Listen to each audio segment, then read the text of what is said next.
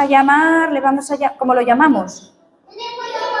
Medio Pollet. Así que de nombre le pusieron Medio Pollet. Y allí Medio Pollet vivía la mar de contento en la efemera, porque eso está lleno de lombrices, de gusanos, de escarabajos. Y claro, se fue haciendo gordito, gordito. Bueno, medio gordito porque era solo medio pollito.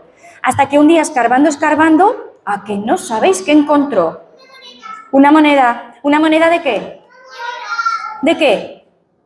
De oro. Encontró una moneda de oro. Y claro, se puso tan contento que empezó a gritar: ¡tengo un tesoro, tengo un tesoro, tengo una moneda de oro! Cuando acabé la carrera nos dieron una beca de investigación y teníamos que ir a recoger cuentos a la Sierra de Guara. Y nadie te enseña a hacer eso. Las carreras no te dicen: tú vas a trabajar a recoger cuentos. Entonces fue así como un poco impactante porque dices: ahora cómo me voy a ver yo aquí gente por la calle y preguntarle por cuentos. Y bien se valió que estaba allí Carlos y entonces Carlos fue el que nos orientó y el que nos dijo cómo podíamos empezar a hacer ese trabajo. Nos dieron el manual de Manuel Benito y nos dijeron: toma estas preguntas, vais haciendo otras preguntas. Yo abrí aquello, había 800.000 preguntas y yo dije: pues el pobre abuelo que le tengamos que hacer todo esto no se levanta de la silla, esto es insufrible. Y dijo Carlos: no, vosotras con talento, que sea cómodo, veis que la otra persona disfrute y disfrutar. Ya irán saliendo los cuentos y ya irán saliendo las cosas. Y poco a poco pues empezamos a recoger esos cuentos. Y ese círculo que él dice que es importante de la persona que te cuenta el cuento, que luego pasa a un trabajo de investigación, a mí el que me dio la clave para ser lo que soy hoy fue un abuelo, que muchos seguro que me habéis oído hablar de él, que se llamaba Elías Mairal, de las Almunias de Rodellar. Y cuando nosotras acabamos el trabajo, en el 2006 se publicó el libro de La sombra del olvido. Y una cosa que tenía muy bonita de este proyecto es que el Instituto de Estudios Altaraoneses regalaba cada libro a todos los informantes que nosotras habíamos tenido. Ya se hizo en el trabajo de Carlos y todos los abuelos tenían ese libro donde salían. Yo fui a ver a Elías, le llevaba de regalo en libros y él como que se molestó así un poco, como que... Y recuerdo que me dijo: eso no vale para cosa, más que para criar polvo en las estanterías. Y estas frases de verdad que las he tenido siempre muy presentes, porque allí fue donde encontré la clave de lo que pasaba con las investigaciones. Se investiga, se estudia, se trabaja, pero muchos de esos trabajos terminan en cajones guardando polvo, como él decía, y si tienes suerte algunos llegan a ser libro, pero que también se quedan en estanterías. Así que yo tenía en la cabeza que había que hacer algo más. Y en ese tiempo con Nereida fue cuando dimos un paso más y empezamos a contar algunos de los cuentos que habíamos encontrado en La sombra del olvido. Poco a poco ya cada una fuimos cogiendo nuestros caminos y yo me quedé ya de cuentista. Cada vez iba contando más cuentos. Pero siempre en mi cabeza había una mujer que yo no llegué a conocer, pero que contaba unos cuentos increíbles, que era Maricruz Ferrer. Entonces, para mí, Maricruz Ferrer siempre había sido como un referente también de esas mujeres que yo quiero encontrar, que quiero ver qué me cuentan, porque no os creáis que es tan fácil encontrar estos cuentos. Medio Pollet es un cuento muy atractivo y ya veis que los que me habéis visto en el Guirigay este verano por ahí contándolo, se queda en la cabeza de los críos enseguida. Es un cuento que atrapa muy rápidamente porque tiene mucha sabiduría de tradición oral. Se queda enseguida en el ADN y viene a la cabeza muy rápido. Pero claro, yo lo había leído, lo había oído de ella, pero es un cuento que necesita mucho trabajo para poder mantenerlo en pie, para levantarlo y poder contarlo delante del público. Y yo no tenía, como voy todo el día corriendo y tengo tantas cosas, yo no tenía ese tiempo para poder dedicárselo al cuento, prepararlo bien y poder contarlo. Y ese tiempo me lo dio precisamente el confinamiento. Cuando estuvimos encerrados, yo al principio no hice nada, porque no era capaz ni de leer siquiera, ni de escribir, ni nada. Mi cabeza estaba así como embotada y no había manera. Pero claro, luego fueron pues eso, semanas y semanas de estar parados y no mover. Y mi escape fue precisamente buscar esos cuentos que yo quería contar y que no había tenido tiempo de preparar. Allí apareció, por ejemplo, Piquito y Piquita, que es otro cuento tradicional acumulativo que lleva mucho trabajo. Preparé también La Cartica Coloradica, que lo he estado contando estos 2 años un montón, y tuve el tiempo para poder dedicárselo al Medio Pollet. En la versión que vosotros tenéis aquí en papel se reconoce muy bien lo que es la base original del cuento de Maricruz Ferrer, que eso era una cosa que me preocupaba, que Carlos dijera: ostras, qué bien está adaptado, porque yo decía, a ver si a Carlos no le gusta cómo lo he adaptado, a ver. Ah, muy bien. pero no solo está la de ella, porque es un cuento que sí que he encontrado más veces. Y entonces, por ejemplo, la primera parte, que Maricruz no la contaba así, me la contó, bueno, no me la contó porque él ya no estaba, pero en Costean hicieron un trabajo en el ayuntamiento con los abuelos del pueblo y recogieron este cuento. Y la primera parte que aparece en el cuento que tenéis entre las manos, pues es precisamente de este abuelo de Costean.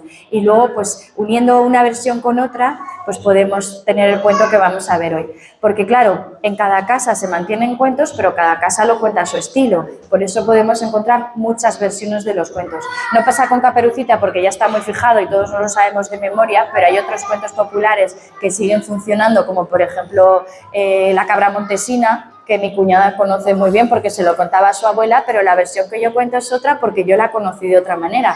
Entonces son los mismos cuentos, pero encontramos distintas versiones. El medio pollé que vosotros podéis encontrar ahora en esta versión es una versión que está, digamos, partiendo de Maricruz, pero enriquecida con otras versiones que he ido encontrando a lo largo de mi camino. Carlos, por ejemplo, me hablaba de otro medio pollo que encontró en Fraga, que está en Despallerofán, pero no solo lo encontramos en Aragón, hay versiones pues recogidas, recuerdo una de Extremadura, también hay otra en Andalucía, en el archivo de Joaquín Díaz también hay otro medio pollé. Entonces es un cuento que sí que está muy extendido en España y sí que dentro de los cuentos que podemos encontrar aquí es como muy hispano, muy de este territorio. Y con Aragón además tenemos un sabor muy especial y sobre todo el final que pone Maricruz, que a mí me sorprende y que no he encontrado en ningún otro. Por eso quería que el cuento empezara, cuenta la abuela Maricruz, porque el final que tiene es sorprendente y me encanta. Este tipo se podría catalogar en cuentos maravillosos, pero por el final que tiene, también en un tipo de cuentos que se llama etiológico, que es una palabra muy rara. Pero etiológico es que explica el mundo. Y es que muchos cuentos tradicionales lo que se hacía era contarlos para explicar el mundo. Y si leéis el cuento, entenderéis por qué tenemos un mar gigante que nos separa de las Américas. Y es una explicación que hacía Maricruz en el cuento que me parece una verdadera joya. Pero esto no se mantiene solo de palabras. Cuando pasamos a papel tenemos que buscar quién tiene que ilustrar el libro. Y yo enseguida lo vi, tenía que ser Vicky de Sus. Entonces, cuando yo ya tuve claro que el cuento no solo pasaba a mi repertorio de oralidad, sino que además tenía que pasar a papel, pues fuimos a hablar con Vicky y Vicky empezó a trabajar y a darle forma al medio pollé. A mí me parecía todo un riesgo, porque a ver cómo haces medio pollo en 2D, porque esto no es 3D. Y claro, normalmente ya van así en plano y dices, a ver cómo lo podemos hacer. Pero la verdad es que las soluciones que ha encontrado Vicky en todo el proceso del viaje medio pollé me parecen una verdadera joya. Hubo un pequeño parón, empezó Vicky, tuvimos un pequeño parón, pero luego lo retomó con energía y ha llegado aquí medio pollé con fuerza y con un colorido impresionante que siempre gusta. Como sabéis, no es el primer libro que hacemos con Vicky, tenemos muchos y además siempre nos lo pedís. ¿Vais a sacar algo nuevo con Vicky? Pues aquí está la novedad con Vicky de Sus. Y no solo eso, sino que además tenéis las ilustraciones y como siempre juegos, porque ya sabéis que nosotros en las guardas siempre aportamos como un plus para que en casa además de leer podáis jugar. Que esta joya, me gusta llamarlo así, tiene dos autoras que tenéis aquí, Sandra y Vicky, pero tiene otra autora que hace ya 30 años que nos lo contó y claro, no podía estar ella aquí y vengo un poquito a estar en su lugar y a contaros de dónde salió esta maravilla. Y la segunda cosa que os contaré es porque, aunque Sandra me llamó y me dijo, quiero que estés aquí porque tú has sido mi maestro. Y yo voy a demostrar que eso no es verdad y que la auténtica maestra es ella, ¿vale? Bien.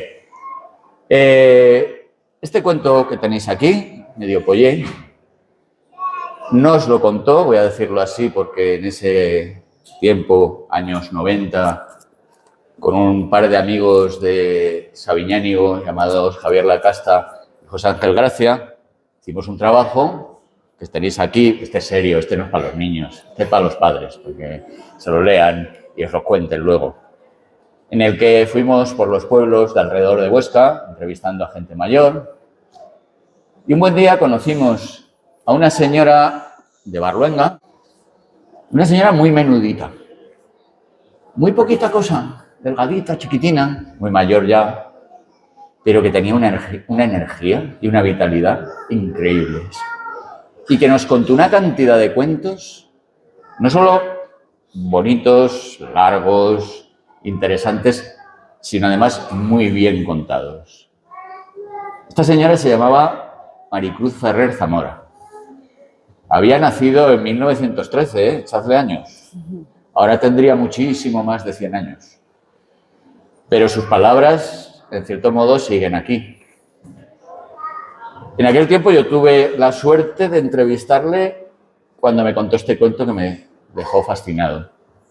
Claro, yo le pregunté ¿de dónde salían tantos cuentos que ella sabía? Ella no tuvo hijos, porque no querría, lo que fuera, pero trabajó casi toda su vida en Sabiñánigo, porque su marido trabajaba en Sabiñánigo, cuidando niños, y para ella la mayor pasión, cuando estaba al cuidado de unos niños, era contarles cuentos. Por eso seguramente los contaba como nadie, porque había estado toda su vida contándolos. Pero a su vez me dijo que este cuento no es que se lo hubiera inventado ella. Se lo había contado un señor muy mayor de su pueblo, que se llamaba Luis Sasso, y seguramente a ese señor se lo contó antes otro señor o otra señora, porque los cuentos han viajado de boca en boca, de generación en generación, y porque el que escucha un cuento muy bonito o lo lee, tiene una obligación. Inmediatamente tiene una obligación. ¿Cuál será? Contárselo a los demás. Que siga contándose ese cuento. No la podemos tener aquí, a Maricruz Ferrer, pero yo quería nombrarla. Porque de su boca salieron las palabras que ahora se han transformado en escritura y que se han transformado en esta joyita. La segunda parte, va a ser breve, es hablaros de Sandra, también de Vicky, aunque nos hemos conocido hoy, pero a Sandra la conozco de hace muchos años. Ahora me pongo un poco más serio para los mayores, pero nada, muy breve. Cuando hicimos este trabajo, está por aquí Teresa, que también se acordará de esta aventura, queríamos hacer esto en toda la provincia de Huesca, en todo el Alto Aragón. Y bueno, tampoco ha ido tan mal, conseguimos ir haciéndolo en distintas zonas. Aquí estuvimos entrevistando a gente de los pueblos, básicamente del Abadiado, alrededor de Huesca. Y con estos dos compañeros, pues entonces quedamos, los tres que habíamos hecho un poco como el proyecto piloto, pues de asesores, ¿no? Entonces conocí a Sandra, que con dos compañeras más, Nereida Muñoz y Estela Puyuelo, hicieron la segunda fase y ellas se fueron al Somontano de Barbastro. Y claro, nos reuníamos de vez en cuando con ellas y tal, pues a ver cómo hay que hacer esta parte del trabajo y tal, y empezamos a ver que no hacía falta asesorarlas ni nada. Nosotros habíamos quedado muy satisfechos y muy orgullosos de este trabajo y luego dijimos, pues nos han dado 100 vueltas, lo han hecho mucho mejor. Por eso ella ya dice que yo soy más su maestro, yo he aprendido mucho más de ella. Hicieron un trabajo magnífico que también os recomiendo. Yo, como mis colegas, pues hicimos un trabajo que es como un museo, porque esto se ha quedado aquí y está bien, hay que rescatar estas palabras del olvido. Pero no hicimos la segunda parte que ellas sí que han hecho y que es importante hacer. Y es que para que estos cuentos sigan vivos en nuestro mundo, pues también tienen que pasar al mundo de la escritura. Que no es ni mejor ni peor, es otro mundo. Es importante seguir contando cuentos, muy importante. Y si no contáis cuentos, por favor, contad cuentos. Pero también es importante leerlos. Ambas cosas son esenciales para formarnos como personas, para crecer como personas. En ese sentido, con esta obra se cierra el círculo de este cuento. Era un cuento que vivió en la memoria de la gente y que se fue contando. Por cierto, yo no creo que haya cuentos que puedan decirse que son aragoneses, ni chinos, ni franceses. Pero si alguna vez me dijeran si alguno es muy típico de aquí, yo diría que el medio Pollé, que a mí me lo han contado en muchos sitios, A veces le llaman medio pollé, medio pollico, medio pollo. Es uno de los más característicos de nuestra tradición. Y me gusta especialmente que hayan cerrado este círculo, porque yo creo, y ahora me dirijo a los más pequeños, y no os voy a desvelar el final ni nada por el estilo, tranquilos, pero os digo una cosa. Este cuento enseña lo que no nos enseñan hoy los dibujos animados habituales y demás, que parece que uno para hacer algo en la vida y ganar y triunfar tiene que ser muy fuerte, muy chulo, muy guapo. Que no se engañen. Aquí descubriréis que para salir adelante en la vida, sobre todo hay que ser listo, inteligente, agudo y sobre todo tener muchos amigos. Y entonces podréis con el más poderoso, con el que os pongan por delante, como medio pollé, que no llegaba ni a ser un pollo, era la mitad y podía con todo. Esta joya consigue mantener en la escritura el tono, la vida de la palabra hablada, pero de manera muy inteligente. Está escrito para que quienes sois más pequeñetes y más pequeñetas también lo podáis disfrutar de la lectura. Y una cosa que a veces se nos olvida, porque nos parece que eso nada más que es adorno. Lo que nos añade Vicky es otro nivel de lectura, que es también muy importante. La ilustración, el diseño y hasta la tipografía también son muy inteligentes.